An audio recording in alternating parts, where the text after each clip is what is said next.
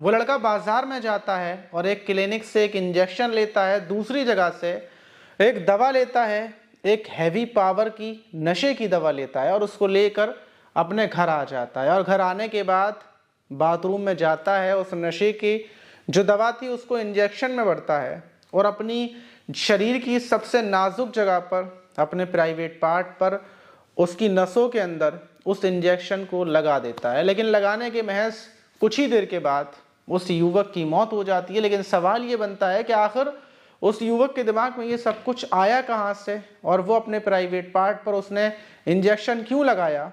और ये कोई ऐसी चीज़ नहीं है कि उस युवक ने, पहले युवक था, ऐसी घटनाएं और भी जगह पर हो सकती हैं और भी लोग इन चीज़ों को करते हैं। इसलिए इस वीडियो को हमने बनाया है और इस वीडियो को आप जब आखिर में पहुंचेंगे तो आपके पूरे समझ में आएगा। लेकिन सवाल ये कि उस युवक ने ऐसा क्यों किया था और मौत क्या, पूरी मौत के बाद आखिर खुलासा क्या हुआ, तो चलते हैं और जानते हैं पूरा। तो दोस्तों, मेरा नाम मानस है, उम्मीद है कि आप सब अच्छे होंगे, सुरक्षित होंगे।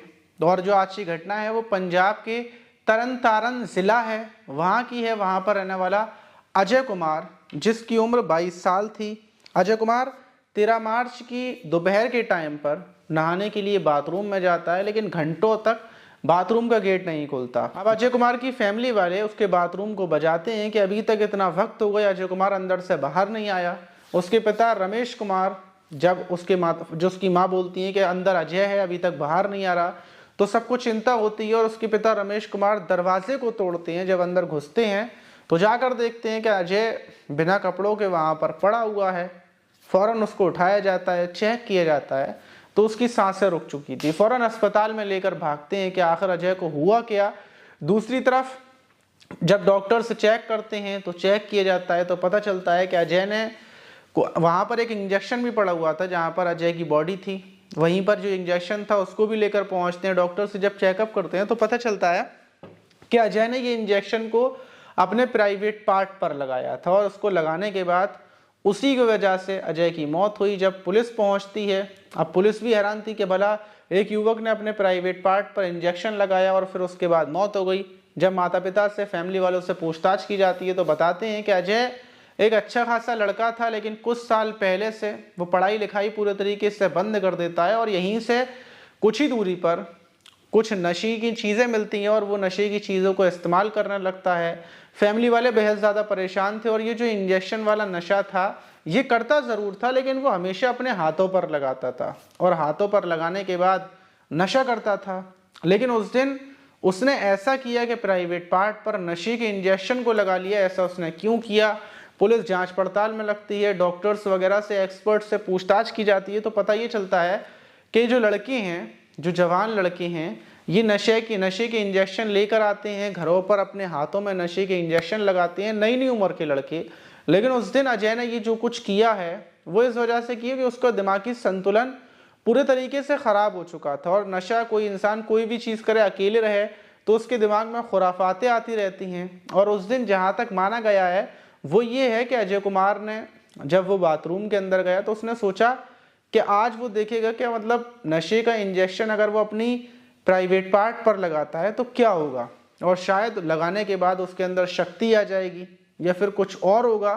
तो इसी वजह से उसने ये जानने के लिए वहाँ पर इंजेक्शन लगाया था, लेकिन नशे के ओवरडोज की वजह से और वहाँ से जो डायरेक्टली नशे होती हैं उससे फ़ौरन उसकी मौके पर मौत हो गई। वहीं जो रमेश कुमार के पिता थे उनका कहना ये था कि हमारा बेटा तो मर गया, लेकिन अभी कई और जाने जाना बाकी हैं, क्योंकि जहाँ से ये नशा मिलता है वो खुलेआम बिकता है। जब पुलिस में जाकर हम लोग शिकायत करते हैं, क्योंकि मेरा बेटा तो मर गया, मैंने पहले भी पुलिस से बोली थी कि यहीं पर पास में नशे की दुकानें हैं, नशे खुलेआम बिकता है, तो पुलिस ये बोलती है कि कहीं पर नशा नहीं मिलता और पुलिस ये भी दावा करती है कि हम ढूंढते हैं लेकिन हमें नशा नहीं मिलता। रमेश के पिता का ये कहना था कि जो हमारे बच्चे हैं, 19 से 20 साल के बच्चे हैं, वो जाकर नशे की दुकानों से नशा ले आते हैं। अगर एक दुकान बंद हो तो दूसरी से ले आते हैं।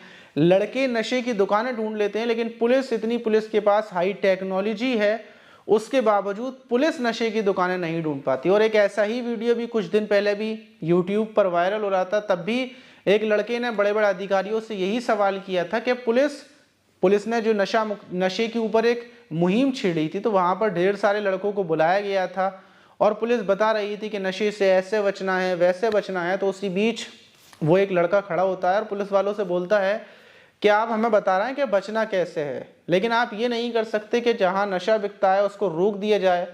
और पुलिस ये बोलती है कि पुलिस उन लोगों को नहीं पकड़ पाती जो लोग नशे को सप्लाई करते हैं। तो उस लड़के ने यही बोला था कि 19 से 20 साल के लड़के कहीं भी जाकर नशा खरीद लेते हैं, तो आखिर पुलिस क्यों नहीं कर सकती ऐसा।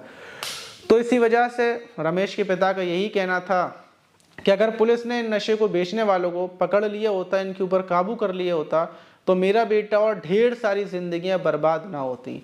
और दूसरी तरफ ये अजीब भी घटना है कि अगर वो हाथों में लगाता, क्योंकि नॉर्मली वो लगाता था, रोजाना नशा लेता था, लेकिन कभी ऐसा नहीं हुआ, उस दिन उसके दिमाग में कुछ ऐसी सनक आई कि उसने गुप्तांग पर लगाया और फिर मौत हो गई।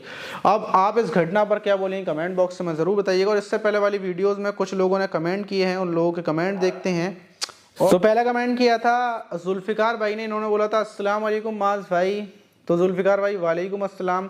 दूसरा कमेंट किया है विपिन सागर ने, इन्होंने कहा है माज भाई आपके वीडियोस नहीं आ रहे थे, बहुत दिनों के बाद आए हैं वीडियो, ऐसा लग रहा है कि बरसों के बाद मैं आपके वीडियोस को देख रहा हूं। भाई वीडियो तो आते रहते हैं, लेकिन दूसरे वाले चैनल पर आ रहे थे। और ये कमेंट किया है अनूप ने, इन्होंने कहा है doctor AK Agnihotri Prayagraj UP. और ओमवीर सिंह बोल रहे हैं बहुत दिन बाद वीडियो आई है सर जी, जल्दी जल्दी वीडियो लाया कीजिए। बिल्कुल अब से जल्दी जल्दी वीडियो आएंगी। और ये कमेंट किया है यूज़र ने, माज भाई नमस्कार, आपकी वीडियो शुरू करने से पहले ही मैं लाइक कर देता हूँ।